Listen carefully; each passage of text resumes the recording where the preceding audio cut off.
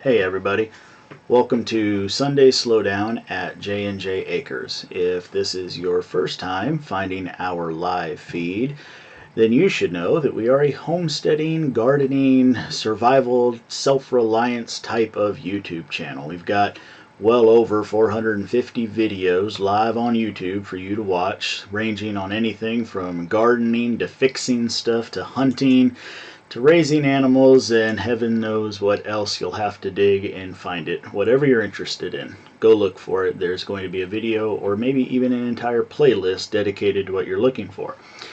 We are a part of the homesteadnetwork.com. If you head over to the homesteadnetwork.com, you can look at the show times and look at all the different survival, prepping, homesteading, gardening, self-reliant type channels that are a part of the Homestead Network, who are determined to try to provide you with live viewing for your entertainment value here on YouTube all throughout the week. So make sure you go check out the homesteadnetwork.com. Now, our normal schedule for the Sunday Slowdown is to sit back and relax, and we want to talk to you about what has happened on our property over the last week. We'll review the YouTube videos that have come out over the last week and answer any questions that you might have, any follow-ups or more in-depth details you'd like to know that weren't in the videos. Then we will talk about what's going on for the rest of the week, what's coming up in the next week, and our plans and desires, hopes and dreams for what's going on there. And all throughout the video, if you have any questions, please put them in all capitals so that it will get Jennifer's attention, and then she makes sure that I don't miss your questions. If your question is about what we're talking about right at that moment, she'll break in and make sure that your question gets answered right away. If it's something that we can talk about later, she'll kind of cue that question up and we'll get to you just as soon as we can. So if it's not in all caps, I run a good chance of missing it. Yep. If this is the first time that you've watched a live YouTube video, then you should know that all of your comments in the chat field there is going to go away. YouTube does not save those. So make sure you hit the thumbs up button on the video to show the world that you were here and a part of the show. And if you're watching this as a recording, then please make sure you leave some comments and we'll try to answer your questions as well. Okay.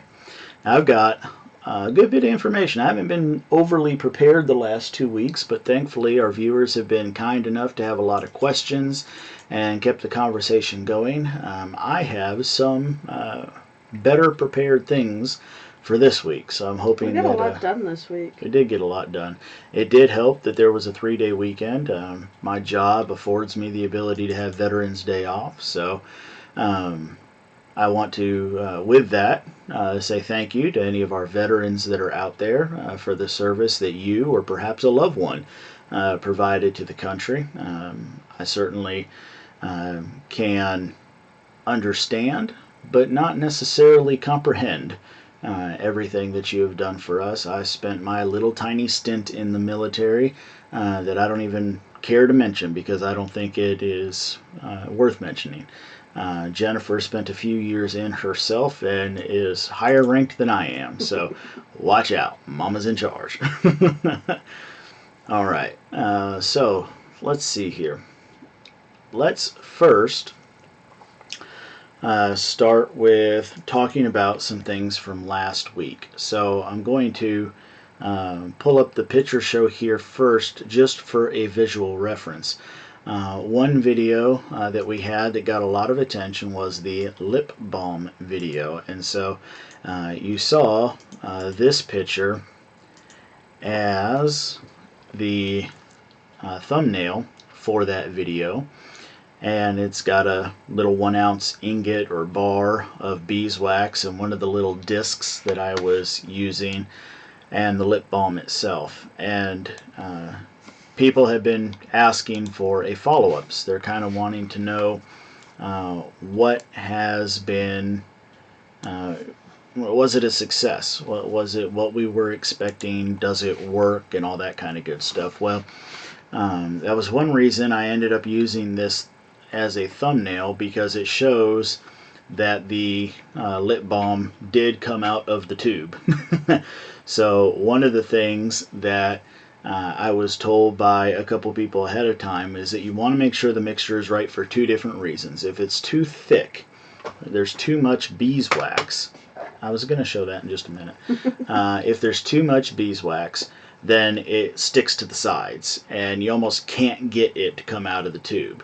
Where if you use too much oil, like coconut oil or any other oil, that it will be so loose that it won't work in a tube. It could still certainly work in a tin or a tub, but it wouldn't work in a tube. So we were striving for the tube method, and you kind of sort of got to get that just right. And a part of that is with your climate. One viewer was kind enough to go in the comments and mention a summer and a winter recipe, and that is especially helpful for us here in the deep south, because in the summer you could easily have something like coconut oil, which is soft but solid at room temperature. And when you say room temperature, you got to think about like the mid 70-degree Fahrenheit range, but easily goes to liquid not too much higher than that. In fact, there are plenty of times during the summer, because we try to do our best to not use the air conditioner, as much as I am a firm believer and lover of the air conditioner. Yeah, but if it gets over 76 in the house, the AC goes on. Yeah, but still, in the cupboard, the coconut oil will liquefy. So in the summer, you might want more beeswax, and in the winter, less. You want more coconut oil so it doesn't get so hard that it won't come up. So anyway, you can see it's working. Yay! So we're pretty excited about that. What we have noticed is that it is a little more stiff than the traditional chapstick brand lip balm that we normally buy at the store. So it isn't bad. It works fine. I just keep messing with it more, so I keep having to replace it on my lips more. It feels different on the lips, but it's working. So we're excited to be able to use our own beeswax, probably less than 50 cents worth of coconut oil, and each one of these lip balm tubes is less than a nickel. So I haven't done the math. Well, I've done the math, but it was a while ago that I did the math. But you can take your $1.99 chapstick tube and break that down to less than a quarter. So we're pretty happy with it. So it was kind of one of those things that it sounds so simple that you almost don't believe that it's true. You're thinking, oh, come on now. Now I'm going to go do this. I'm going to make a huge mess. I'm going to make a disaster out of it. I'm not going to do it right. I'm going to have melted wax and oil all over my kitchen or something like that. But we were scared to death doing it. But it worked. It did work. It worked out really fine. So we got, what, 38? We got 38 tubes out of it. And now you're going to ask, well, exactly how much oil did that take? You know, one of the frustrating things I had is, you know, this tube is a fixed thing. It's a fixed container, and just like any other container, you would expect that you could measure it. You could say whether it's a 1/4 ounce or an 1/8 of an ounce or a 1/2 ounce, and it be a standard thing across all the tubes. But the packaging that came with these tubes gives a range, and it's a fairly large range between this percentage of an ounce and that percentage of an ounce. And so it was kind of hard to sit there and say, well, okay, I want to fill up 50 tubes and do the math. That just wasn't going to work. And so what I ended up doing is I had those little medallions, is what I was calling them in the video. I've got a silicone mat that is a mold for making candies, and I got this when we made some honey drop like throat lozenges. And those were good. Those were good, but they were exactly 1/2 ounce. And so that is what, and that's by volume, not by weight. A lot of things with honey you do by weight, but this was by volume. And I used 5 of those, I believe. I think it was 5. I'd have to go back and look at the video myself now, but I think it was 5 of those, which would mean that we're talking about 2.5 ounces of beeswax, which is very, very, very little beeswax. And then we put in another 2.5 ounces of the organic coconut oil. So now we're up to 5 ounces, 5 fluid ounces, and a negligible amount of vitamin E oil. Now, I will say, because I don't think I said so in the video, you saw me puncturing vitamin E capsules. That's because those are the easy thing to find. You can go to any department store, any pharmacy, and find vitamin E capsules and put them in there. But you can buy bulk, if you will, vitamin E oil and measure it and pour it in. So it will be an easier way to do it, but because of how the capsules are mass produced, it's actually cheaper to buy the capsules. So, you know, c'est la vie, however you want to do it.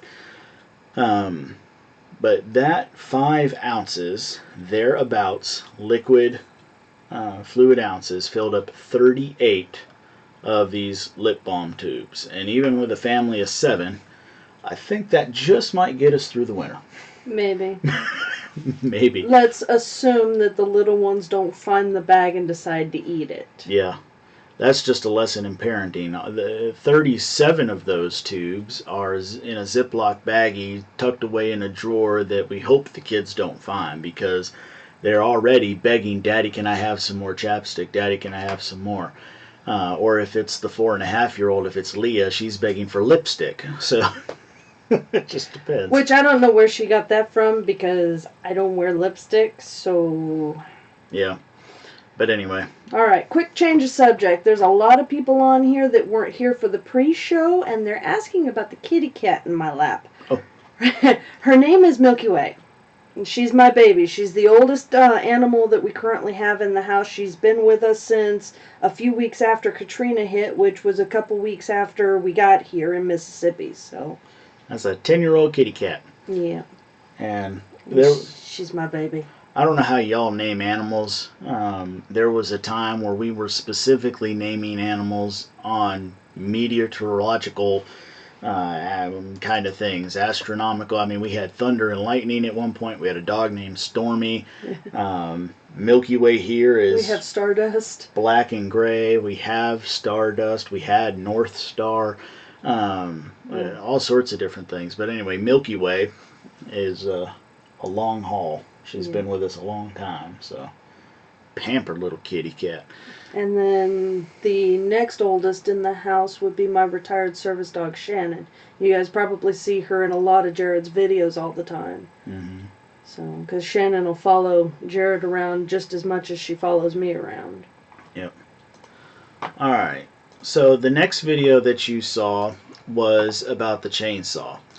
And I want to give you guys a little bit more backstory. And there's 2 lessons to be had here.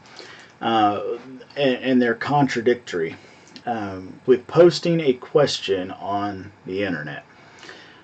The first is that you might get a diamond in the rough, and the person who solves your problem, which is what you're hoping for. You understand that a lot of people are going to offer up a lot of different advice and varying different degrees of helpfulness.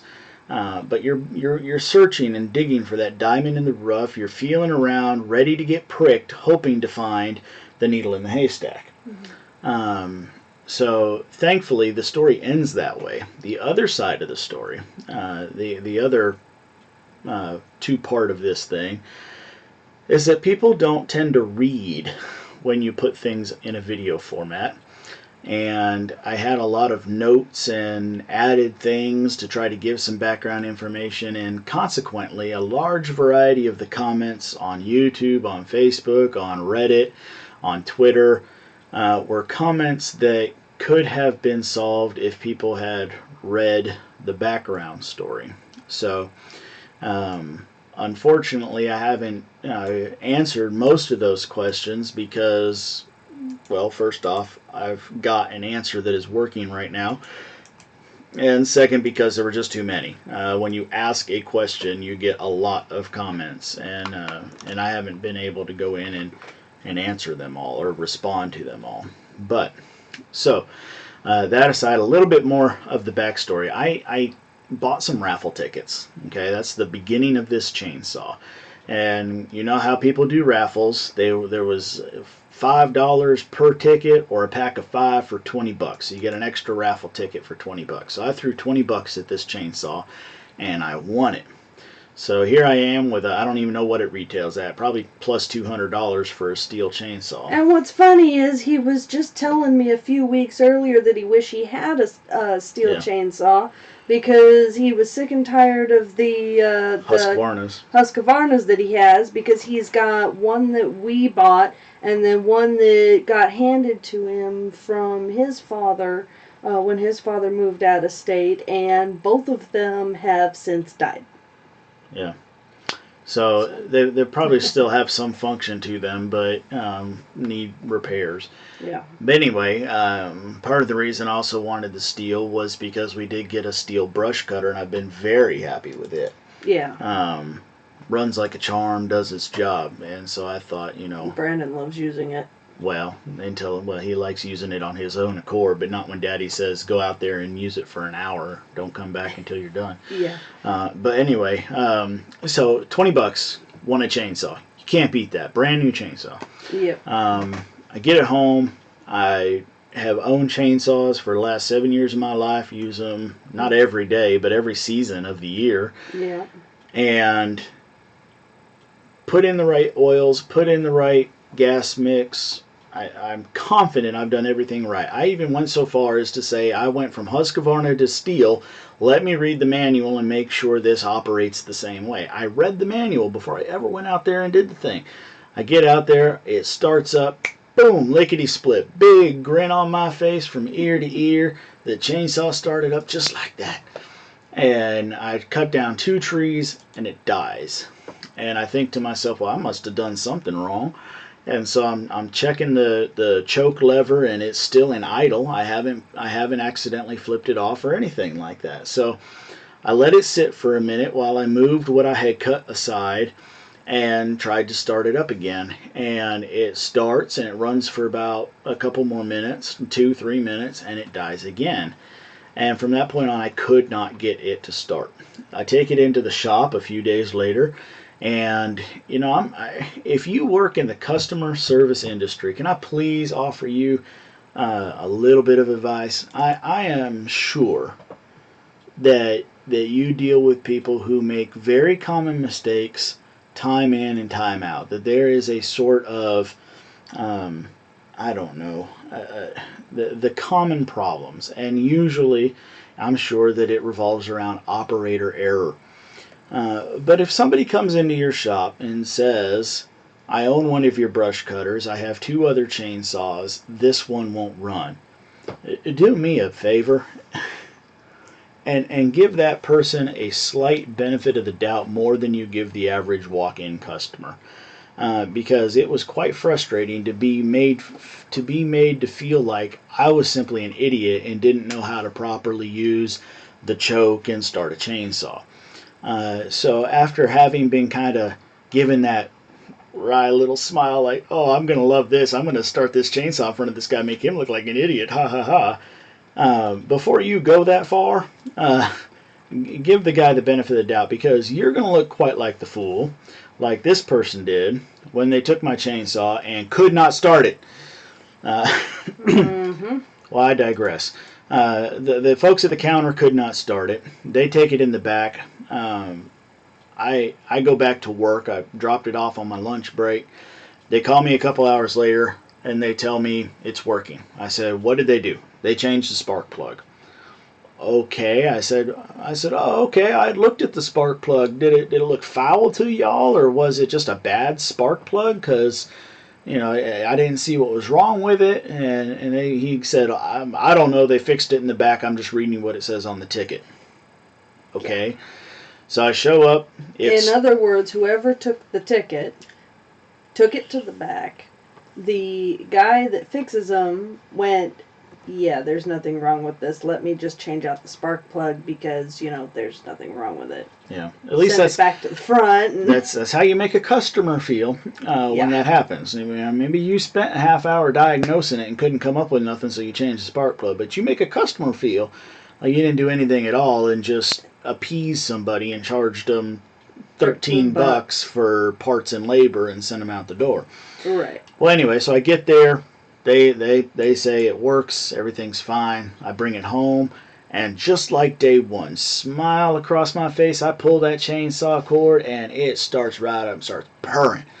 And so here I am. I'm way back in the woods. I'm right in front of where I'm putting down my deer blind that Miss Jennifer bought me. We talked about a week or two ago.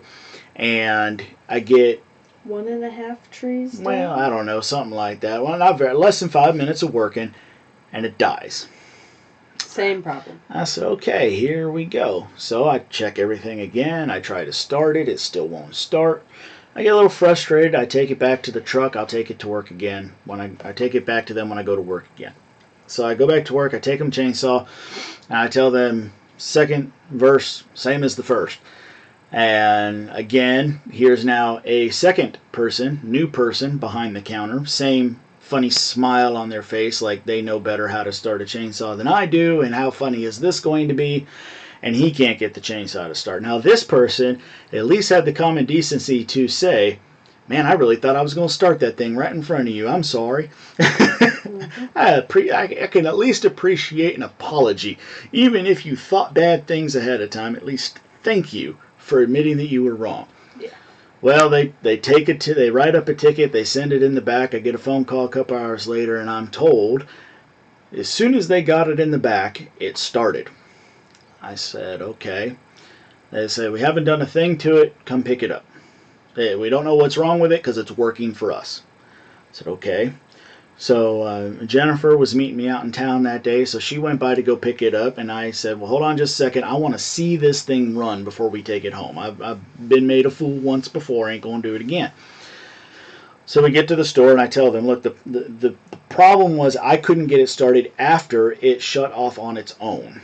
And so I said, I want you to run this thing for more than 10 minutes and watch it actually shut off. And then find out for me why it is shutting off. And then maybe that will give us an understanding why it is so difficult to then get it to start again. Stop diagnosing the second problem and diagnose the first problem. Don't diagnose the fact that I'm coughing. Diagnose the fact that I have the flu. Yeah. Okay. And now here's the frustrating part. Yeah. She ran it for like 15 minutes in the back. I heard her start it. It was the only machine in the back that was running.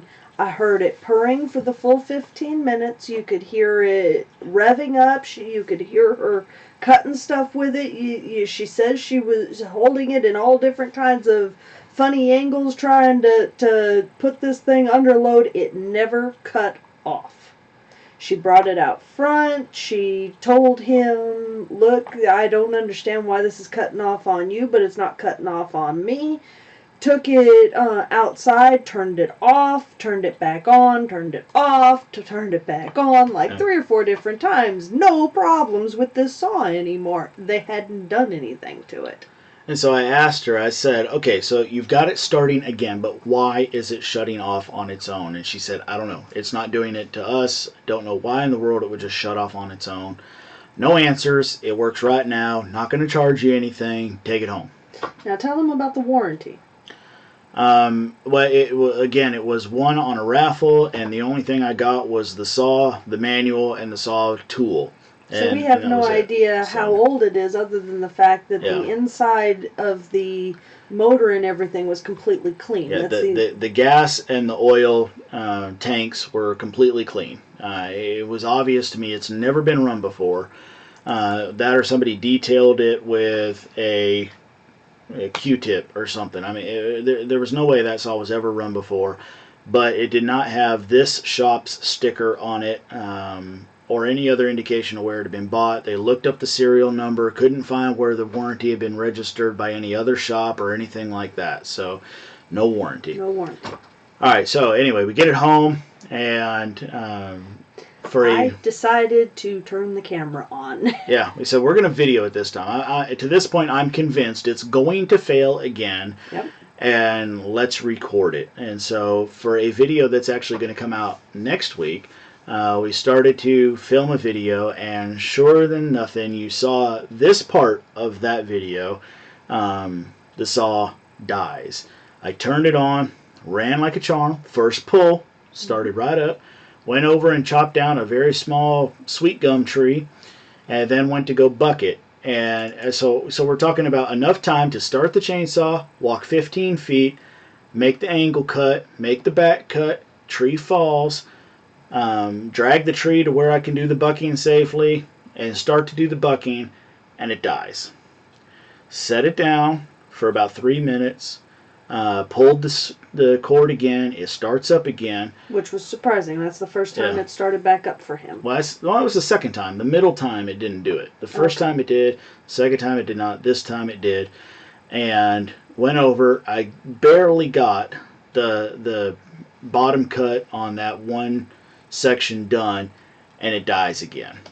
Now, the nice thing about this is that means on video I had two different things. I had one where the chainsaw was idling and not under any load, and it died. That was the first cut. And then on the second cut in that video, I was in the middle of doing that underside cut for the log that was, you know how logs are. You got to cut different ways depending on which way the load is going to go. And so the chainsaw was under load when you were cutting it, and it cut off. Right. So we're talking about two different situations, and I can tell you that from the previous experience, it is cut off when it was level, it's cut off when it's on its side, it cut off when it was doing an angle. So the angle didn't seem to be the issue. So anyway, the video goes out, and the suggestions and comments start rolling in. And then like crazy. And then one person, which I'm going to put this up here right now, if you live in this area of Fort White, Florida, if this is where you call home, well, let me see if I can fix that for you, just in case you're not familiar with where Fort White, Florida is. I'm going to try to bring this into the picture better. If you happen to know, or if you happen to live in that area, and you need a small engine repair mechanic, give me an email. Shoot me an email, and I will forward you over to the guy who helped me. Because right now, my chainsaw runs.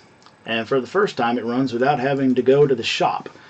So I'm not going to mention his name here on YouTube or anything, but that is where he's at. And if you're in that area and you have a stubborn small engine, that guy knew what he was talking about. Yes, he did. So and he got it running. We exchanged some phone numbers. He gave me a call, and as it happened, he had the exact same model chainsaw in his shop at that time. So he was able to sit down in front of the same saw I was looking at and walk me step by step. Take this off, take that off. Do you see this? Okay, how does it act when you do that? And all these kind of things. And in the end, we ended up making some very simple changes to the carburetor. So if you're familiar with that saw, or with most saws, there's some set screws that you can change the low and the high settings on, and he helped me make some changes to those settings, and it runs. Now I got to tell the funny story behind this. So we had the main cover off of the top of the saw, and I had the air filter off, and I had the I forget, the shroud, if you will, the front side of the car, not the carburetor itself, but the plastic in front of it. We had that off, but I had the carburetor. I took the nuts and bolted it back into place, so it was nice and snug. And that was where we were doing the adjustments to the carburetor and got it running. And then we've been on the phone for half hour or so, and he said, I said, okay, I got it from here. Thank you so much. Exchanged pleasantries and everything. And he made sure that I understood how things went back together, and we were getting off the phone. Well, at the beginning of this whole thing, of course, one of his questions was whether or not it was even getting fuel at all. And so he asked, how much fuel is in the tank, and I described it to him, and he said, well, is the fuel filter in the fuel and all that? And I said, describe it to him. He said, that should be good enough. And he said you should be able to run it, as he called it. Oh, how did he call it? He had like a jargon for it, like beach it or something like that. I forget how, but run it dry. There shouldn't be any fuel left in there. When it cuts off, it shouldn't be because it was low on fuel. It should be because there isn't any fuel in there. So anyway, he was satisfied from my description. There was enough fuel in there to get it going. So we worked on it, we worked on it, and we worked on it. And then I go and I get everything back together. I'm off the phone with him. I get everything back together, and I pull the cord, and it starts up, and it runs for less than 5 seconds, and it dies. And I'm like, well, this figures. Here we go again. I took it to the mechanic, and it worked at the mechanic. While he was on the phone, he's off the phone, I'm home, away from the mechanic, and it died again. Doesn't that just figure? Well, so he called back. Well, I was talking to another friend of mine, and so it was a few minutes past. A friend visited the farm. I was talking to him about some things, and the guy from Florida called back to make sure I was aware of some other things and other things to troubleshoot in case if it happens again and whatnot. And I said, hey, look, while I got you on the phone, it died again. I said, do I need to make another eighth of a turn, quarter turn adjustment, or what do I need to do? And he says, well, give it another quarter turn and let's see what happens. So I turn it again and I give it a pull and it still doesn't start. And we try it in choke, we try it on idle, we try all these different things, and it still doesn't work. And then all of a sudden, in looking at the saw while I'm trying to work it, I notice it just catches my attention. Wasn't specifically looking for it, but it catches my attention that the primer bulb looks empty. And so I push the primer bulb a couple times, and I don't get any more fuel. It doesn't fill up. And so I said to him, I said, well, hold on just a second. And I pop open the gas tank, and sure enough, I'd run out of gas. How embarrassing. So I laughed, and I told him that. And he said, well, I was wondering if maybe we went through the little bit of fuel that was left in that thing. And I said, what kind of crazy timing was that? That it was up and running, and as soon as I got everything back into place, I ran out of fuel. And it was just that, you got that feeling like I did something wrong putting it all back together, or the changes he gave me weren't working right. But what it turned out to be is I just ran out of fuel at this same exact time that I got everything back together. But oh well, good times, funny times. So anyway, as it stands right now, I then went and got some more high octane fuel and mixed it properly, and all those other questions people were having and listing in the comments, and filled it back up, and it started again. And I revved it, and I revved it, and I revved it, and then I turned it off, and then I started it again, and I revved it, and I revved it. And so the next thing, because at that point it was getting more than dusk outside, the next thing is to go put it under a load and see whether or not it can actually take down a few trees and buck them up and everything else, and see how it goes. So we'll find out tomorrow whether or not it runs under load. Yep. So today, right now, it runs, and it's running without me having to take it to the shop. So I'm very excited about that. So I want to mention one thing here. John Lord cracked me up. I noticed in the comments. He said, I'm going to find it here. He said, oh my, that's the problem. He read the manual. There you go. That's the problem every time. I read the directions. But anyway, it's coming from someone who always reads the directions. Yeah, I pretty much always read the directions. But anyway. We got a brand new van in the he read every single word of the directions, turned around and started looking up more directions on the internet. You want to know what I did? Started asking him questions. Mm-hmm. I even read the stupid DVD they give you when you buy a car these days. They give you a DVD when you buy a vehicle. It's weird, but whatever. I just started asking him questions. How do I do this? How do I do that? Yeah. But anyway, so there you go. That's the rest of the chainsaw story right now. And if things go as planned and keep working, then I can share the rest of that story another time. So, all right. So that covers what has happened on the farm during the last week, and the catch up and rest of the story on the. We didn't make any ketchup. No, we hadn't made any ketchup. Not for a long time, anyway. I made ketchup before. Speaking of ketchup, how are your tomatoes doing? The tomatoes are still growing, but they are not showing signs of ripening, but it still has only gotten as low as 37. So they're not dead either. So they're still in the running. They're still in the running. All right. Back to some picture show. What do y'all think about that? So we talked about the beeswax, and now I want to show you something that um, that we didn't talk about last week. So this is the side of the grape arbor. And I'm going to tell you what I did, but I'm also going to tell you that I have no clue if it's going to work. And there's kind of either the plus or a minus behind this. So that, as you can tell, is weed mat with a whole bunch of wood chips on top. And underneath that weed mat is garlic. So here's what I did, and I don't know if it's going to work. And mind you, if it doesn't work, what should work is the weed barrier. And if that's all I get out of this, I'm okay with that. But here's what I did. I used our trimmer and brush cutter, and I cut all the weeds and things that had grown up in that area back, all the way down to the dirt. And then I laid out this weed mat.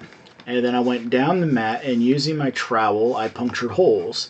And in those holes, I put cloves of garlic into the soil.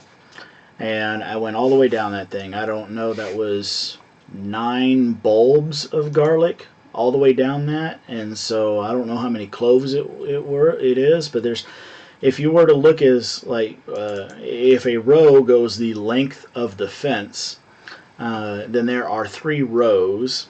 And those rows are about 6 inches apart, and then the columns, how far each row or each planting of garlic is in each row, is about, I don't know, a foot or so apart, maybe something like that. It wasn't measured, it was eyeballed. And then with that, I laid down all the wood chips on top of it. So my hope is that the bulb down in the soil will sprout, find its way through the hole in the weed mat that I made when I planted that clove of garlic, and up through the wood chips and grow. And if it doesn't, well, maybe this weed mat and these wood chips will hold back some of the blackberries and wild muscadines and even willow trees that I had trying to grow out of this. So time will tell. But that was something that we did last week that I didn't get a chance to share with you. All right. Next, shared this picture on a couple different social media outlets, and this is me making the best of things, trying to water our deer field. So what you see there is the old 4600 Kubota lifting up a 100-gallon stock tank that has been fitted with a lever ball valve for a hose bib, and running 50 feet worth of hose that is giving me just enough pressure to be able to use my thumb there and spray the ground with water. I have tried to order a pressure gauge, a 0 to 100 psi pressure gauge that fits the end of a hose off of Amazon, because they didn't have it locally, and come to find out that never shipped. I think they ran out of them and still had it listed on Amazon, so I had to cancel that order. And so I don't know if I'll ever be able to measure what the PSI is on this. But there's a behind the scenes picture of me trying to water the deer field. So, and now of course the deer field is littered with trail cameras, and so it even managed to capture this shady looking fellow out there earlier this morning watering the field. So watch out for that. You never know when your picture's going to be taken. Alright, so on to the better things. Not too many pictures this week of wildlife, but that's probably the best picture of a deer that I got. And then we've got some here at night. There's one doe back in the back of the deer plot there. And then here we've got 2 doe in the plot. One maybe, possibly preferring to have the plain salt lick. I don't know. And then in this one we've even got Peter Cottontail. 2 of them. Well, no, that's another deer way in the back. Oh, is it? That's a doe and that's a doe, but right here we've got Peter Cottontail. Oh. Probably there, and I had a couple pictures of all three of these, but this was the best one, I thought. So, just one of those neat little things, wildlife out there at night. All right, now this is kind of fun for me. This is a variety of acorns growing on our property, and up until today, the only ones I've ever seen are the small ones. We have oodles and oodles of these. And today, for the first time, I started seeing these. So I'm really excited about that. And I went back out and took some pictures of the leaves because it's a very tall tree because I wanted to identify it. So if you disagree with what I'm about to say, tell me so because I could very well be wrong. I will say that I have to give credit to the Mississippi Extension Service, MSU Extension, because they have an excellent PDF you can download for free called Know Your Trees. And you can go in there and it lists all the native trees in Mississippi. And I went through the oak section and compared the leaves in my pictures to the leaves that I was seeing in the tree and nodding along, somewhat agreeing with the description of the acorns themselves. And I am of the opinion that this is a white oak. Tommy agrees with you. Oh, did he already say white oak? He said white oak, maybe. Yeah, I believe it's a white oak as well. So there's a couple of the nuts that I saw up in the tree still. And then here are some other ones that I saw up in the tree still. Cajun Homesteader agrees with you too. And then there's a real good picture of the leaves. So it looks like general consensus is agreeing that that's a white oak. Now, I have not gone back out and taken pictures of the other acorns, the trees that they came from, but I believe we have several different oaks on the property. I believe we have live oak and perhaps a couple others as well. Tim Beverly says small are red oak and the large ones are white oak. Okay, I will have to look at that and see if I can find. I'm sure I can find the picture of the leaves and then see if I can match it up outside as well. But this is a fairly large and stately tree out in the property, and from my understanding, in my limited searching to try to find this information, oak trees are apparently known for either having bumper crop years or really bad years. Tim asks whether or not the bark on the tree is a gray color. Did you notice?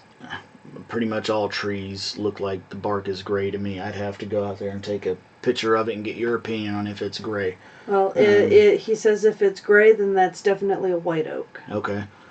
So the nice thing about it is, and I want to. There's a point in a video that comes out next week where I make an effort to say that we are taking the time to notice the trees that are on our property, and this reminds me of something else I wanted to say. A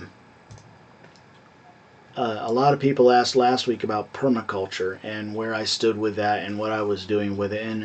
And I think there's a lot of things about permaculture that I have a lot of respect for. And one of the things permaculture talks about is on any property, whether it's one you're thinking about buying or the one that you're already on, that you basically take stock in what you've already got. And I did a video a long time ago, one of my first videos on YouTube. It was I probably it was my first time on YouTube, and I think it had some kind of clickbaity name like free money on the homestead or something like that. But that was talking about the hickory nuts that we were getting, and in the same way, that's how I feel about the acorns. I feel like that's free money. That to me, I have no interest in the acorns, but to me, that's pig food. That's free money. Because in fact it was Tracy who was with me when I found those larger acorns, and she said, "Daddy, what are acorns good for?" And I said, "Making bacon." Because I understand that there's a lot of Native American use and survivalist use for actually using acorns and how you get the tannins out of them and which varieties are better and all those kind of good things, but for me that's bacon food.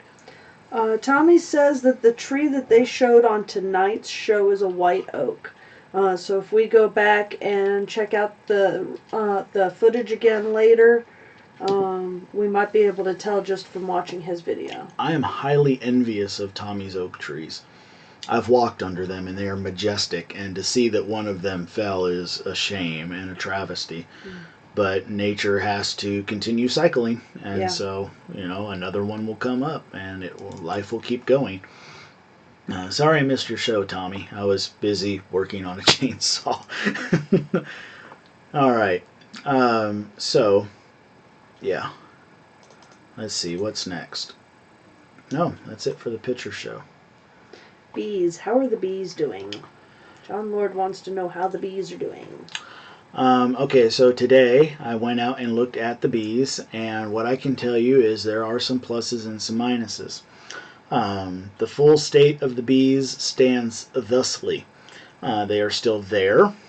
There was no evidence of a queen, but the queen's cell was no longer there. So I don't know if there is a virgin queen that I just couldn't make out, or if that was a failed attempt to make a queen, or what. I don't know. But the queen cell was not there. The bees are putting away honey and pollen. They are making bee bread, it appears.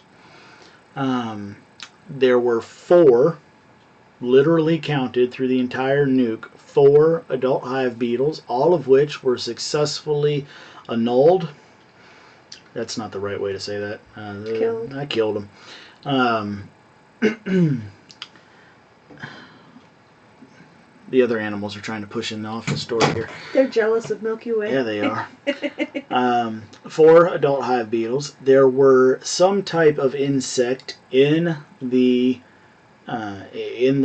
beetle trap, but I could not make them out to definitively say that they were hive beetles. In fact, some of them almost made me think that they were ants.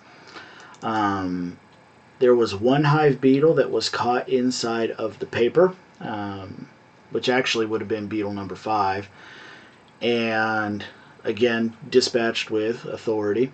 That was the word I meant to use earlier. And no evidence of anything else.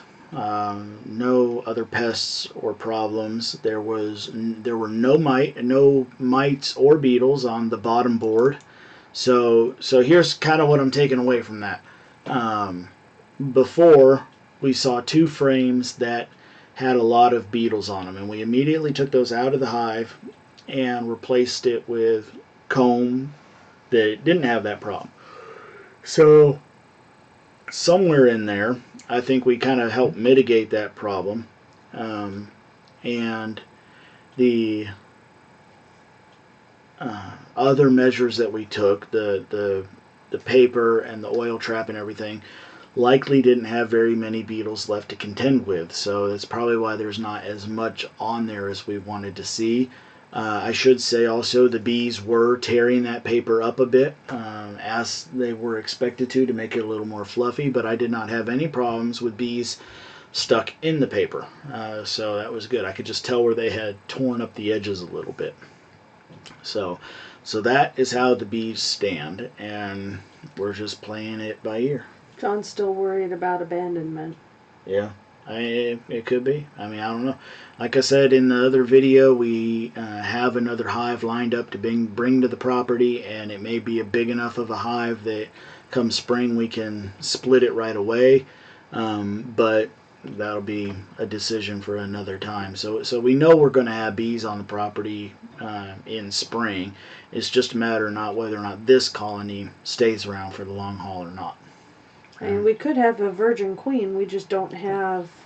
Right, it's not the time of the year they should be laying anyway. But there's so few bees, one would be worried whether or not they can stay warm enough to live through the winter. Right. So we just don't know. We'll see. Now, there has been a question holding since the very beginning of the show. In fact, before the show ever began, JW Vlogs asked, where are the rabbits at? So the quick and short answer was, we don't have any rabbits anymore. I don't really know why we got out of them other than just time and effort and desire. Well, the main thing is we've been getting away from the farm animals because of my migraines. I'm the animal person in the family.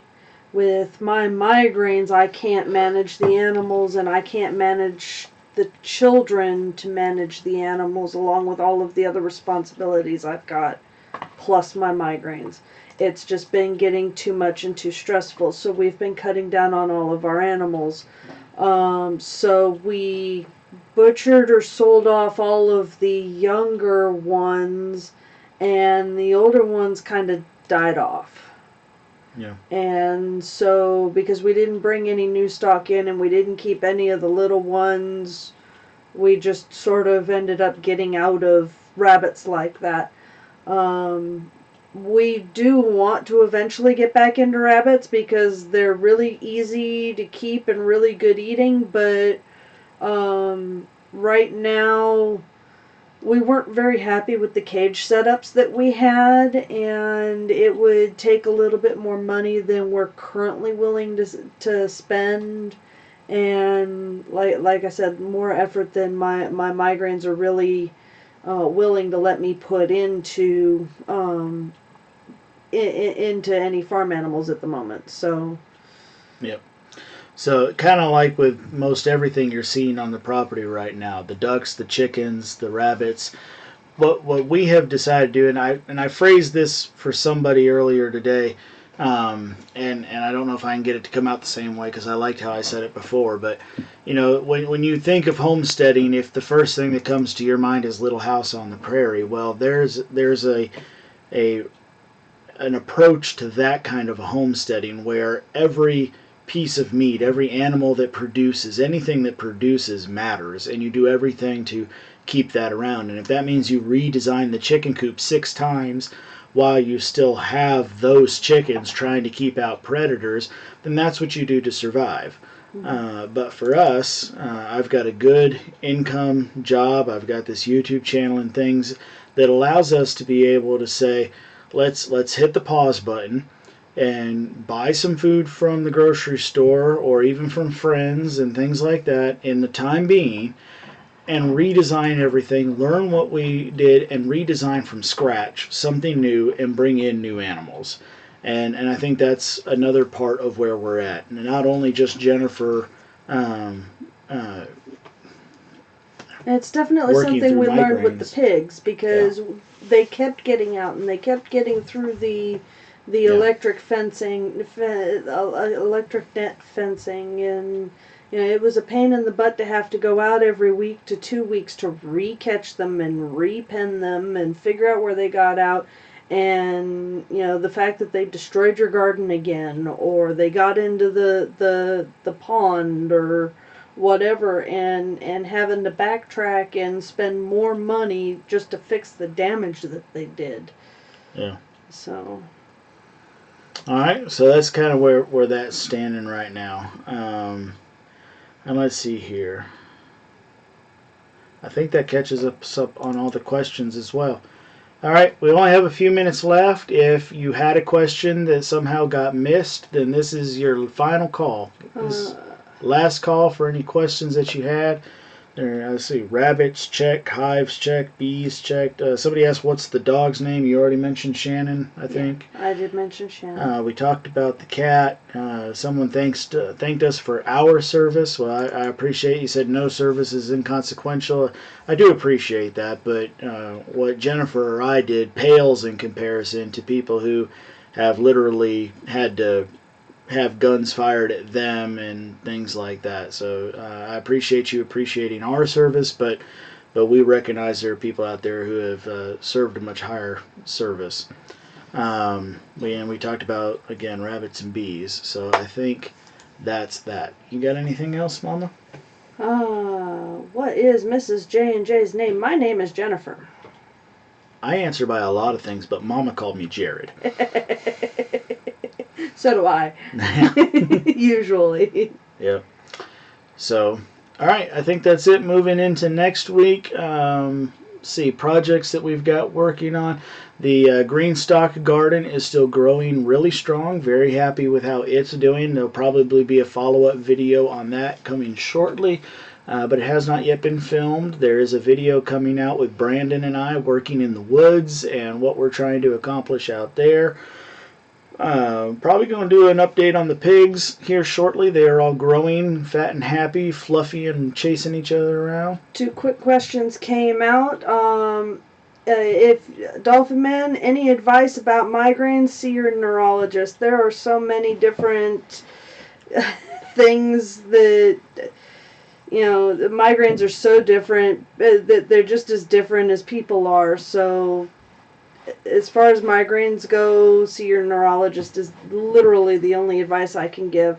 And then John Lord says, did you check the head and carburetor gaskets for any warpage? No, my mechanic in Florida didn't tell me to. That's all I got for you, John. I'm sorry. I was doing what I was told. There you go. I was letting the manual talk to me. And those are the last questions. All right. And Tommy says, pigs! Tommy, I'd have thought even you'd be tired of pigs by now, my friend. I really would have. We still have 10. Yep, still have 10. 3 of the babies are spoken for, deposits paid. But there's 5 more if anybody's locals looking for getting one. But other than that, I think, I don't think there's anything else coming up in the next couple weeks or before we'll talk to you again. So, all right. Thank you all so much for being a part of our show tonight and for keeping things going and for all the questions. We really do appreciate your support of J&J Acres, our family and farm as a whole, and watching the videos and adding comments and just being a part of the community. We really do appreciate it, and if we didn't get this, it wouldn't mean anything to us. And it's really nice when people come back and watch the recordings of these shows and leave comments on them, because it lets us know that that not only is it good for the 100 people that might be with us during a live show, but that it's also of value to the other 22,000 that are subscribed to the channel. So thank you for going back and watching the recordings as well. All set, Mama? All set. All right. Thank you all so much for watching. We'll see you next time. Bye. Say goodbye, Milky Way.